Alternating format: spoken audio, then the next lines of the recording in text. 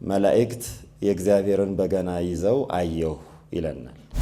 አሁን ዓለም ላይ ያሉ የሚባሉ የታሪክ ምርምሮች የአርኪኦሎጂ ወይም የከርሰ ምድር ቁፈራ የታሪክ ግኝቶች ከ80% በላይ ታሪካዊ የሆኑት ከቅድመ ታሪክ ወደዚህ የሆኑት ነገሮች የተጠቆሙት በመጽሐፍ ቅዱስ ነው። በመጽሐፍ ቅዱስ ከተጠቀሱ የዜማ መሳሪያዎች ቀዳሚው በገና ነው። ከበገና በፊት የተጠቀሰ የዜማ መሳሪያ የለም። በኪሩቤልና በሱራቤል ፊት ሆነው የሚያመሰግኑ የሰው ልጆች የሚያወጡት ድምፅ ከቃላቸው የሚወጣ ብቻ ሳይሆን ከዜማ መሳሪያዎቻቸውም የሚወጣው ድምፅ እግዚአብሔርን የሚያመሰግኑበት ድምፅ ነው። ከዚህ በመቀጠል የምንሄደው መምህራችን መምህር ዳንኤል ሰይፈ ሚካኤል በመካከላችን ይገኛሉ። መምህር ዳንኤል ሰይፈ ሚካኤል ሁላችን እንደምናውቃቸው የስነ መለኮት መምህር እንዲሁም በኢትዮጵያ ኦርቶዶክስ ተዋሕዶ ቤተክርስቲያን በመንበረ ፓትርያርክ የጥናትና ምርምር መምሪያ ዋና ኃላፊ ናቸው። እሳቸው የሚያቀርቡልን ነገር አለ። በዛሬው መርሃ ግብር ዙሪያ ላይ የተዘጋጁበትን ነገር ያቀርቡልናል። ወደ ክቡር መምህራችን መምህር ዳንኤል ሰይፈ ሚካኤል። እንደምን ዋላችሁ? እንኳን አደረሳችሁ። አይሰማም? እንዴት ነው? እንኳን አደረሳችሁ አይባልም እንዴ? ለኒቆዲሞስ ለደብረ ዘይት ለሆሳዕና ብቻ ነው ለኒቆዲሞስም አይባል? ዛሬ ያው ኒቆዲሞስ ሁላችንም የሚመለከት መልእክት ነው ያለው አይደል? ጠያቂም መላሽም አንድ ላይ የሚዘከሩበት ነው። የተከበራችሁ የእግዚአብሔር ወዳጆች ሁላችሁም እግዚአብሔር በመካከላችን ተገኝቶ እንዲያስተምረን ቅዱስ ፈቃዱ ይሆንልን። እዚህ ስወጣ ነው ያየሁት፣ ለካ ከፊት ብዙ መምህራን አሉ። እንግዲህ በየማዕረጋችሁ ክብር ይድረሳችሁ እላለሁ።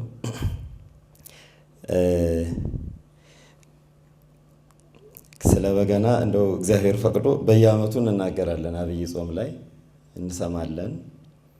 አንዳንድ ትላልቅ ቁም ነገሮችንም ጥናታዊ ጽሑፎችንም በደንብ አድጎ ከብዙ ወንድሞች እንማራለን። እንዲሁም ደግሞ በተጨማሪ ያው የአገልግሎቱም እንደ እግዚአብሔር ፈቃድ እጅግ ሰፍቶልን ወንድሞችም እህቶችም እናቶችም አባቶችም የማሰልጠኛ ተቋማትም እንዲሁ በዝተው በሰፊው በማየታችን በእውነት እግዚአብሔርን እናመሰግናለን። ምክንያቱ ያው የእግዚአብሔር ልዩ የሆነ የዜማ የምስጋና የፈውስ የጥበብ መሳሪያው ስለሆነ ይሄንን ነገር መዘከር በእውነት ለእግዚአብሔር ክብር ከመስጠት እሱ የመረጠውን ነገር ማክበር እሱ የወደደውን ነገር መውደድ እግዚአብሔርን ከማክበር አንዱ ነው፣ አይተናነስም። ያው አንዳንዴ ባለቤቱን ካልናውቁ ይባላል አይደል? ባለቤቱን ሲያከብሩ ደግሞ ሁሉንም ነገር እናከብራለን። የተወሰኑ እንደ መጠይቅ ሆነው የቀረቡ ነገሮች ቢኖሩም በዚያ ቅደም ተከተል የምናገር ሆኖ እንደ መግቢያ እንዲሆነኝ ግን ይችን ጥቅስ አነባለሁ። የዮሐንስ ራእይ ነው፣ ምዕራፍ 14 ከቁጥር 1 ጀምሮ ያለ ንባብ ነው። እሱን አንብቤ አጭር የሆነውን እንግዲህ እግዚአብሔር የፈቀደውን መልእክት አስተላልፋለሁ። እነሆም አየሁ፣ በጉ በጽዮን ተራራ ቆሞ ነበር፣ ከእርሱም ጋር ስሙና የአባቱ ስም በግንባራቸው የተጻፈባቸው 144,000 ነበሩ። እንደ ውሃ ድምፅና እንደ ታላቅ ነጎድጓድ ያለ ድምፅ ከሰማይ ድምፅን ሰማሁ። ደጋግሞታል። ድምፅን፣ እንደ ውሃ ድምፅ፣ እንደ ነጎድጓድ ድምፅ፣ ከሰማይ ድምፅን ሰማሁ። ደርዳሪዎችም በገና እንደሚደረድሩ ያለ ድምፅ ሰማሁ። ድምፁን ነው፣ በገናውን አይደለም፣ ድምፁን ነው የሰማሁ። ደርዳሪዎች በገና እንደሚደረድሩ ያለ ድምፅ ሰማሁ። በዙፋኑም በአራቱም እንስሶችና በሽማግሎች በኪሩቤልና በሱራፌል ፊት አዲስ ቅኔ ዘመሩ። ከምድር ከተዋጁት ከ144,000 በቀር ያንን ቅኔ ሊማር ማንም አልቻለም ይላል ዮሐንስ። እንግዲህ ይሄ በጣም ብዙ ትርጉም ያለው ቢሆንም ለዛሬ የምንፈልገው ደርዳሪዎች በገና እንደሚደረድሩ ያለ ድምፅ ሰማሁ የሚል ነው። በቅኔ እንግዲህ ዶክተር መጋቤ ሐዲስ ሮዳስ አሉ እንደን ሲተረጉሙ የቅኔ ባለሙያዎች በጣም እንደው ብዙ ቦታ ነው ይዘውን የሚሄዱት። እንደ ብዙ ነገር አላት ከመ እንደማለት ነው። ማነጻጸሪያ ነች። አንድን ነገር ከአንድ ነገር ታነጻጽራለች እና ብዙ ምስጢር ብዙ ቁም ነገር ታፈልቃለች። አሁን ዮሐንስ የሰማው ድምፅ የበገና ድምፅ ነው። ድምፁ ግን ከየት እንደወጣ ከየት እንደተገኘ አልነገረንም። እዚህ ቦታ ላይ ቀጥሎ ባለው ምዕራፉ ላይ ነው የሚነግረን። ምዕራፍ 15 ላይ መላእክት የእግዚአብሔርን በገና ይዘው አየሁ ይለናል። ቀጥሎ ባለው ላይ እና ይሄ ወንድሞቻችን እህቶቻችን ከኛ በፊት የነበሩት አባቶቻችን ያቆዩልን አስደናቂ ድምፅ ያለው አስደናቂ ግርማ ያለው እግዚአብሔር የሚመሰገንበት ትልቅ የዜማ ነዋይ ድምፁ ምድራዊ አይደለም፣ ድምፁ ሰማያዊ ነው። ክሮቹ እዚህ የሚመቱት የሚደረደሩት በድህንፃ ቅድም ሲደበደቡ ያየናቸው ክሮች ምድራዊ ቢሆኑም ክሮቹ ምድራዊ ናቸዋል። ድምፁ ግን ሰማያዊ ነው። የምናየው እንጨቱ፣ እጹ፣ የተሰራበት ቆዳው፣ ቁርበቱ፣ ሁሉም ነገር የምናየው ምድራዊ ወይም ከእንስሳ እና ከእንስሳ ተዋጽኦ የተገኘ ቢሆንም የሚያወጣው ድምፅ ግን ሰማያዊ ድምፅ ነው። ስለዚህ ነው ቅዱስ ዮሐንስ በራእዩ ወደ ሰማይ ተነጥቆ በሰማይ ያለውን ምስጢር ሲነግረን የሰማሁት ድምፅ የበገና ድምፅ ይመስላል ይላል። እንግዲህ ሌሎቹ ድምፆች ከላይ ያነሳቸው የውሃ ድምፅ፣ የነጎድጓድ ድምፅ እያለ የተናገራቸው ነገሮች የሚያመለክቱት የመልእክት ነገርን ነው የሚያመለክቱት ይላሉ። መልእክትን ነው። ይሄንኛው ግን ምስጋናን ያመለክታል። ልክ በደብረ ታቦር ነጎድጓድ ሰማሁ እንዳለው የነጎድጓድ ድምፅ ሰማሁ ከነጎድጓዱም ጋር የአብ ቃል ተሰማ እንዳለው የመልእክት ድምፅ ነው የነጎድጓድ ድምፅ። የውሃም ድምፅ የመልእክት ድምፅ ነው። ነገሬ ትምህርቴ እንደ ውሃ ይፈሳል ብሏልና የመልእክት ድምፅ ናቸው። ይሄንኛው የበገና ድምፅ ግን የታወቀ ነው። የምስጋና የዜማ ድምፅ ነው። ይችን ነገር ትይዙና እንግዲህ ዛሬ የምታከብሩት የምናከብረው የበገና ትውፊት ታሪክ እንደው አጭር ነገሮች በጥያቄ የቀረቡትን አንስቼ ወደዚህ ሰማያዊ ድምፅ እመለሳለሁ። እግዚአብሔር ከሁላችን ጋር ይሁን። በመጽሐፍ ቅዱስ በአንድ በኩል እንግዲህ ቶሎ ብለን ሃይማኖተኞች ብቻ ስለሆን ሳይሆን ቢክዱትም ሳይንቲስቶች ቢክዱትም የታሪክ ባለሙያዎች መጽሐፍ ቅዱስ ወደድንም ጠላንም ትልቅ የታሪክ ምንጭ ነው። ምንም ቢሆን ምን ማለት ነው? አሁን ዓለም ላይ ያሉ የሚባሉ የታሪክ ምርምሮች የአርኪኦሎጂ ወይም የከርሰ ምድር ቁፈራ የታሪክ ግኝቶች ከ80% በላይ ታሪካዊ የሆኑት ከቅድመ ታሪክ ወደዚህ የሆኑት ነገሮች የተጠቆሙት በመጽሐፍ ቅዱስ ነው። የፋርስ፣ የባቢሎን፣ የኡር፣ የከላውዲዮን፣ የአካድ፣ የሱመር፣ የግብፅ፣ የፈርዖን ታሪክ እነዚህ ሁሉ አብዛኛዎቹ በመጽሐፍ ቅዱስ የተጠቆሙ ናቸው። እንደ ታሪክ ምንጭነት ያው የሕይወት ቃል መሆኑ የእግዚአብሔር ቃል መሆኑ ያው ከፍ ያለ ትርጉሙ እንደተጠበቀ ሆኖ እንደ ታሪክ ምንጭነት መጽሐፍ ቅዱስን መሰረት አድርገን ስንናገር በጣም ረጅም በሆነ ታሪክ ውስጥ የአውታር የዜማ መሳሪያዎችን በመጥቀስ የሚታወቀው ብቸኛ የታሪክ ምንጭ መጽሐፍ ቅዱስ ነው። በኦሪት ዘፍጥረት ምዕራፍ 4 ላይ ዮባል በገና ለሚይዙ ሰዎች አባት ሆነ ብሎ ይነግረናል። ይሄ በሁለት ነገር ነው ምን ተረጉሞ ይሆን? አንደኛው በመጽሐፍ ቅዱስ ከተጠቀሱ የዜማ መሳሪያዎች ቀዳሚው በገና ነው። ከበገና በፊት የተጠቀሰ የዜማ መሳሪያ የለም። የትንፋሽም ይሁን የምትም ይሁን ወይም ደግሞ የክርም ይሁን ወይም የአውታር በገና ተብሎ ከተጠቀሰው በፊት የተጠቀሰ የዜማ መሳሪያ በመጽሐፍ ቅዱስ የለም።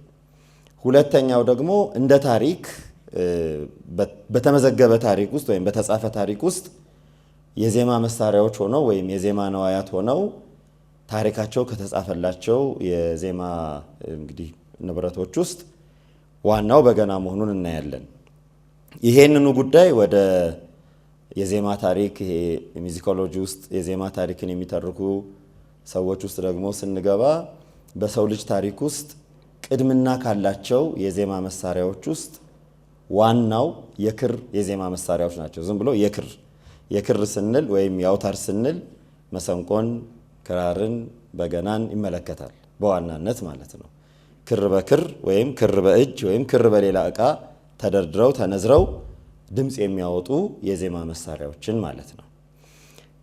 ይሄ አንድ ነገር ይሰጠናል ለኛ። ምንድነው ትርጉሙ? እንግዲህ ይሄን መናገር ለሃይማኖት ወይም በእግዚአብሔር አገልግሎት ውስጥ በቤተ ክርስቲያን አገልግሎት ውስጥ ያለው ትርጉም ምንድነው? ይሄን ለመመለስ ደግሞ ወደኛ ተፈጥሮ ነው የምንመለሰው። እንግዲህ ዛሬ እግዚአብሔር ፈቅዶ ሁለት የኛን ተፈጥሮ የሚመለከቱ ነገሮች ልንናገር ነው። ስለ ኒቆዲሞስ ሲያስተምሩን መጋቤ ሐዲስ አንዱ ትልቁ ነገር ኒቆዲሞስ ጠያቂ ሆኖ ነው የቀረበው አይደል? ጠያቂ ነው። ጌታችንን ሊጠይቅ ነው። በሌሊት ትምክህቱን የፈሪሳዊነት ማንነቱን በአይሁድ ቤት የተስማሙትን ስምምነት ሁሉ አፍርሶ ሊጠይቅ ጌታችንን ሄደ። ጌታችን በመጠየቁ አልነቀፈውም፣ እሱም በመጠየቁ አልተነቀፈም። ምክንያቱም መጠየቅ ባህሪያችን ነው። የሰው ልጅ ነባቢት፣ ህያዊት፣ ለባዊት ባህሪ እስካለው ድረስ ለባዊነታችን ሁል ጊዜ ጠያቂ ያደርገናል። ለባዊ ማለት አስተዋይ፣ መርማሪ፣ ጠያቂ ማለት ነው። የነፍሳችን ባህሪ ነው። ስለዚህ ይሄኛው ደግሞ የበገና ጉዳይ ደግሞ የሚነግረን አመስጋኝነት ነው። እግዚአብሔርን የሰው ልጅ እግዚአብሔር ሰውን ሲፈጥረው ከሌሎቹ ፍጥረታት ሁሉ በተለየ ዓላማ የፈጠረው እንዲያመሰግነው ነው። እግዚአብሔርን እንዲያመሰግን የሰውን ሌላውን ፍጡር እኩሉን ለመብል ለመጠጥ፣ እኩሉን ለአንክሮ ለተዘክሮ ለማድነቅ እግዚአብሔርን ለማድነቅ ፈጥሮታል። ሰውን ግን ስሙን ለመቀደስ ክብሩን ለማመስገንና ለመውረስ መንግስቱን ለመውረስ ፈጥሮታል። የሰው ልጅ የተፈጠረው እግዚአብሔርን ለማመስገን ነው። በሁሉም ስራችን እግዚአብሔር መመስገን አለበት። በሁሉም ነገራችን በህይወታችን ጭምር ማለት ነው። ሰው እግዚአብሔርን አመስጋኝ የእግዚአብሔር ፍጡር ስለሆነ በህይወቱ ሁሉ ከመጀመሪያው ፍጡር ከአዳም ጀምሮ እግዚአብሔርን የሚያመሰግንበትን ነገር ይሰራል፣ ይማራል፣ ያደርጋል። ለዚህም ነው እንግዲህ የዜማ መሳሪያዎችን የምስጋና ነዋያት አድርጎ እግዚአብሔርን ለማመስገን የተጠቀመበት ማለት ነው። እና የሚያገናኝልን ዋናው ታሪክ ሰው አመስጋኝ መሆኑ። ስለዚህ እኛ ቤተ ክርስቲያን ውስጥ ዜማን፣ ምስጋናን ስንተረጉም ለመዝናናት ብለን አንተረጉምም። ህሊና ለማደስ ለመዝናናት ምናምን በሚል ሳይሆን የእኛ ህሊና የሚታደሰው የእኛ ህሊና ጤናማ የሚሆነው እግዚአብሔርን በማመስገን ነው። የእኛ ህሊና ወደ ሰማይ ተነጥቆ ምስጢርን እንዲያውቅ ከደከመበት እንዲነቃ ከፈዘዘበት እንዲበረታ የሚያደርገው እግዚአብሔርን ማመስገን ነው። ስለዚህ ዓለም የሚነግረን ያው ዜማው፣ ዳንኪራው፣ ሙዚቃው ለመዝናናት እያለ ነው የሚለን። እኛ ያንን ቃል አንጠቀመውም። እኛ ደግሞ እግዚአብሔርን ማመስገን፣ ህሊናችንን ማደስ፣ ሰውነታችንንና ህይወታችንን መቀደስ፣ መባረክ ብለን እንተረጉመዋለን። ስለዚህ የሰው ልጅ እግዚአብሔርን ማመስገንን መጀመሪያ የተማረው ከራሱ ተፈጥሮ ነው፣ የራሱ ባህሪው ነው። አመስጋኝ ሆኖ ከመፈጠሩ የተገኘ ማንነት ነው።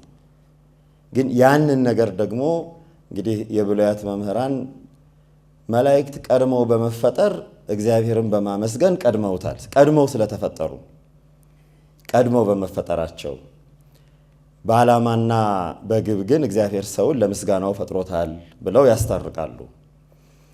እግዚአብሔር መላእክት እግዚአብሔርን እንዲያመሰግኑ ብቻ የተፈጠሩ መሆናቸው እንግዲህ እዚህኛው ጥቅስ ላይ የምታዩት በኪሩቤልና በሱራቤል ፊት ሆነው የሚያመሰግኑ የሰው ልጆች የሚያወጡት ድምፅ ከቃላቸው የሚወጣ ብቻ ሳይሆን ከዜማ መሳሪያዎቻቸውም የሚወጣው ድምፅ እግዚአብሔርን የሚያመሰግኑበት ድምፅ ነው።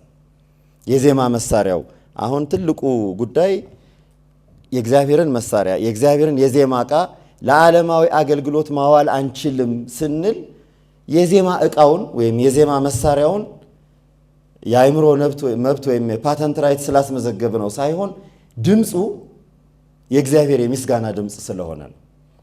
ዋናው ያራቀቅን ስናየው ማለት ነው። ያንን ድምፅ ለሌላ ማዋል የእግዚአብሔርን ምስጋና ለባዕድ ወይም ለማይረባ ወይም ለፍጡር አሳልፎ መስጠት አድርገን እንቆጥረዋለን።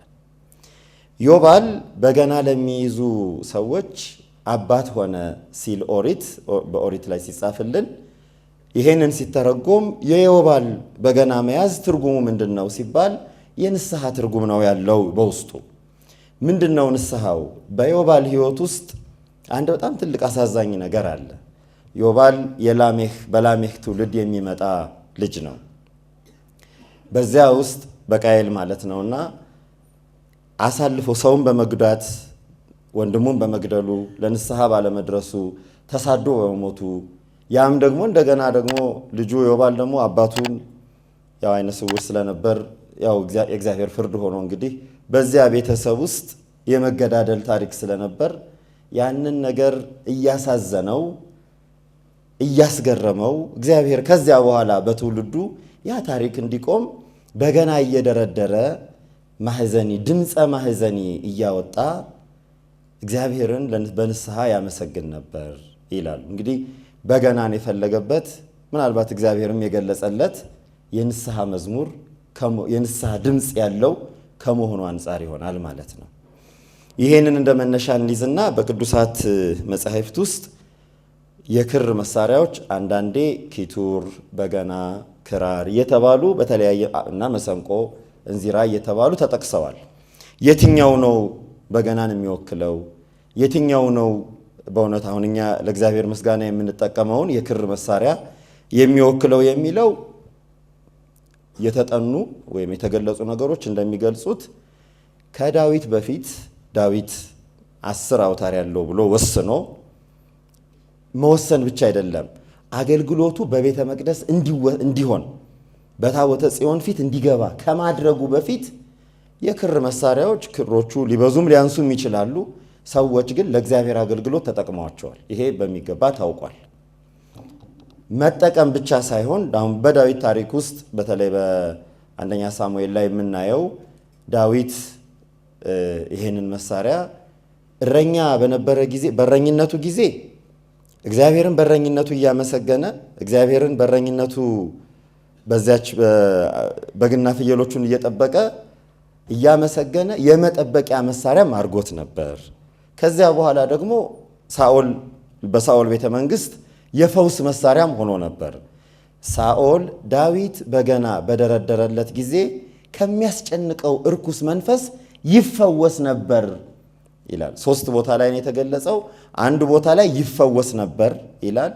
ሁለተኛው ቦታ ላይ ያርፍ ነበር ከአጋንንቱ ከዚህ ከሚያሰቃዩት ከመናፍስት ስቃይና ጭንቀት ያሳርፈው ነበር ይላል።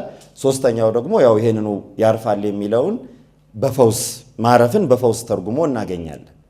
ለዚህ ፈውስም አድርጎበት ነበር። አሁን እንግዲህ ቅርጹ ምን ይመስላል?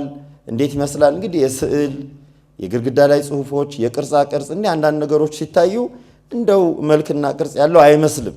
ከታቸው ያሉት ነገሮች የማይለወጡት የድምፅ ሳጥኑ አለ፣ ግራና ቀኝ ያሉት ነገሮች አሉ። እንግዲህ ወልገድ ሊሉ ጠመም ሊሉ ይችላሉ። ለዛሬ እንደዚህ ጌጥና ቅርጽ ኖራቸው ላይኖር ይችላል። ከላይ ያለው ቀንበሩ፣ ከዚያ አውታሮቹ፣ መቃኛዎቹ እነዚህ ሁሉ እንደተጠበቁ ሆነው ግን አሁን የምናስበውን የበገና ቅርጽ ላይሆን ይችላል። ምክንያቱም ይሄ እድገት ነው። ያው እንደምታውቁት እንግዲህ ቤተ መቅደስም እንኳን ከድንኳን ወደ ታነጸ ህንፃ አድጋለች አይደለም። በሙሴ ጊዜ የተሰጠችው እና አሮንና የአሮን ልጆች ያገለገሉባት ከጨርቅና ከመጋረጃ የተሰራችው ታቦተ ጽዮን በሶሎሞን ጊዜ ወደ ህንፃ አድጋለች።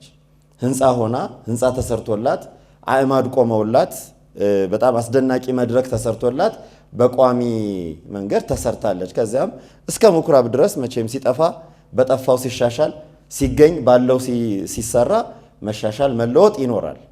እሱ እንደተጠበቀ ሆኖ አሁን አይምሯችን ውስጥ እንደው ቁጭ አሁን የምናውቀው በገና ድሮ ልክ እንደዚሁ በዚሁ ቅርጽ ላይ አለ ብሎ ማሰብ ላይኖር ይችላል። እድገቶች እንዳሉ ሆኖ ማለት ነው። የምንይዘው ግን ምንድነው? ከቅዱስ ዳዊት በፊት 5ም 7ም 10ም አውታር ያላቸው የክር የበገና መሳሪያዎች ነበሩ። እነዚህ ይታወቃሉ። እነዚህ ምንጫቸው ዳዊት ላይ በጣም ገነው ይታወቁ እንጂ ምንጫቸው ወይም መሰረታቸው በሁለት የታሪክ ዘርፎች ውስጥ የታወቁ ሆነው ይገኛሉ።